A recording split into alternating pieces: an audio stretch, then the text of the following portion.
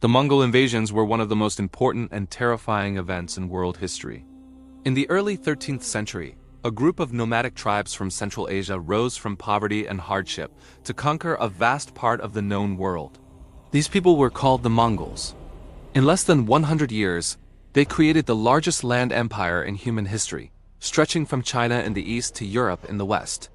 Their invasions destroyed great cities, killed millions of people, and ended powerful kingdoms. At the same time, they connected distant cultures, improved trade, and changed how the world interacted. The story of the Mongol invasions is a story of violence, intelligence, survival, and transformation. Before the Mongols became conquerors, they lived a very hard and simple life. They lived on the Mongolian steppe, a vast land of grasslands with very cold winters and dry summers. Farming was almost impossible there, so the Mongols survived by herding animals like horses, sheep, and goats. They moved from place to place looking for grass and water. Because of this lifestyle, they became excellent horse riders. Children learned to ride horses almost as soon as they could walk. Hunting, archery, and survival skills were part of daily life. The Mongol tribes were not united in the beginning. They constantly fought each other over land, animals, and power. Life was violent, and betrayal was common. Strong leaders ruled small groups, but no one controlled all the tribes. This constant fighting made the Mongols tough and fearless, but it also kept them weak and divided. No one imagined that these scattered tribes would one day rule much of the world. Everything changed with the rise of a man named Temujin, who later became known as Genghis Khan. Temujin was born around the year 1162. His early life was filled with suffering. His father was poisoned by enemies when Temujin was still a child. After his father's death, his family was abandoned by their tribe and left to survive alone. They lived in extreme poverty, often eating roots and small animals just to stay alive. These harsh experiences shaped Temujin into a strong and determined person. As Temujin grew older, he learned important lessons about loyalty and leadership. He understood that people followed leaders who rewarded loyalty and punished betrayal. Unlike other tribal leaders, Temujin did not choose followers based on family or clan. Instead, he chose people based on skill, bravery, and loyalty. This was revolutionary for Mongol society. Slowly, Temujin began to defeat rival tribes, either by force or by forming alliances. By the year 1206, Temujin had united most of the Mongol tribes under his rule. A great meeting called a Kurultai was held, where he was declared the supreme ruler of all Mongols. He was given the title Genghis Khan, which means universal ruler. This moment marked the birth of the Mongol Empire. Once the Mongols were united, they began to look beyond their homeland. The Mongolian steppe did not have enough resources to support a growing population. The Mongols needed food, metal, cloth, and other goods. Surrounding them were rich and powerful civilizations, including China, Central Asia, and Persia. At first, Genghis Khan preferred trade over war. He sent merchants and diplomats to neighboring empires. However, when Mongol traders and messengers were insulted, robbed, or killed, Genghis Khan reacted with extreme anger. To the Mongols, harming an ambassador was the greatest crime. One of the most important events that triggered massive invasions was the conflict with the Khwarezmian Empire, located in present-day Iran and Central Asia. When the Khwarezmian ruler executed Mongol envoys, Genghis Khan decided to destroy the entire empire. The Mongol army was unlike any army the world had ever seen. Every Mongol soldier was trained from childhood to ride horses and use bows. They could shoot arrows accurately while riding at full speed. Mongol horses were small but strong and could survive on very little food. This allowed Mongol armies to travel long distances quickly without needing supply lines. The Mongols used clever military strategies. One of their most famous tactics was the fake retreat. They would pretend to run away, tricking the enemy into chasing them. Once the enemy was exhausted and disorganized, the Mongols would turn around and attack from all sides. They also used fear as a weapon. If a city resisted, it was often completely destroyed and its population was killed. News of these massacres spread quickly, causing other cities to surrender without fighting. In 1211, the Mongols began their invasion of northern China, ruled by the Jin dynasty. Chinese cities had strong walls and large armies, but the Mongols adapted quickly. They captured Chinese engineers and forced them to build siege weapons like catapults and battering rams.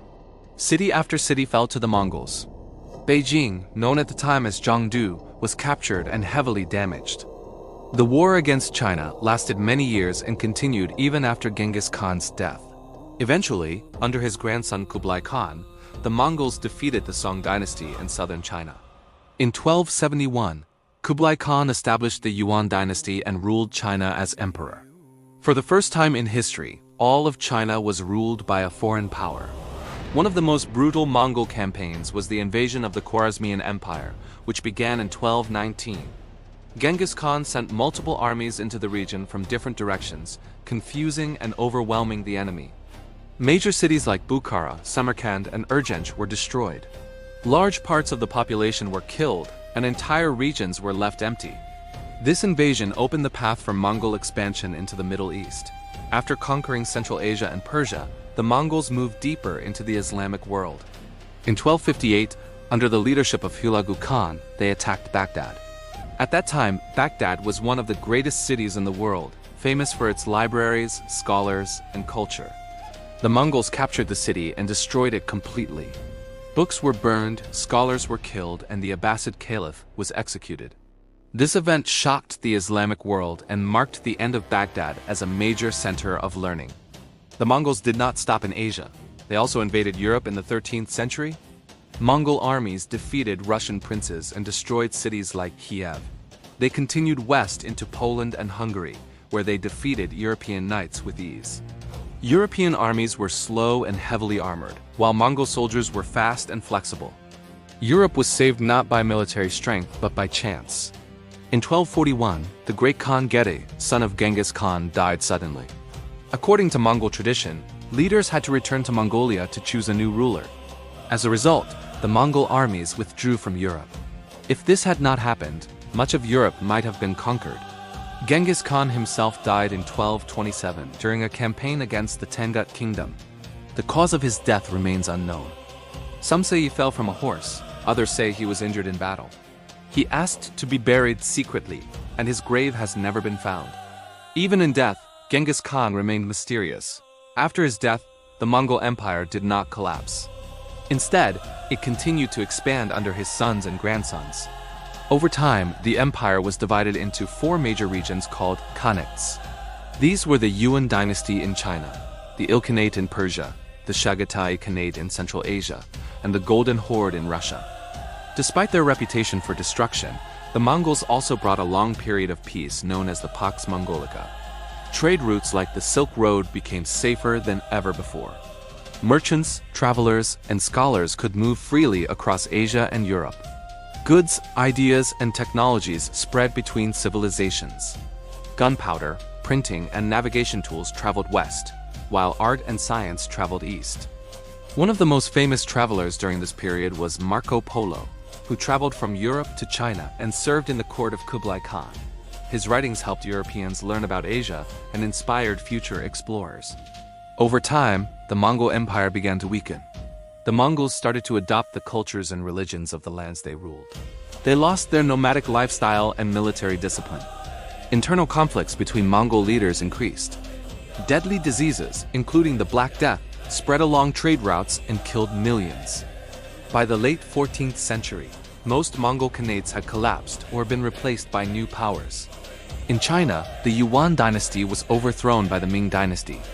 In the Middle East and Russia, Mongol rule slowly declined. The legacy of the Mongol invasions is complex. They caused unimaginable destruction and loss of life, but they also connected the world in ways never seen before. They reshaped borders, ended old empires, and helped create the modern world.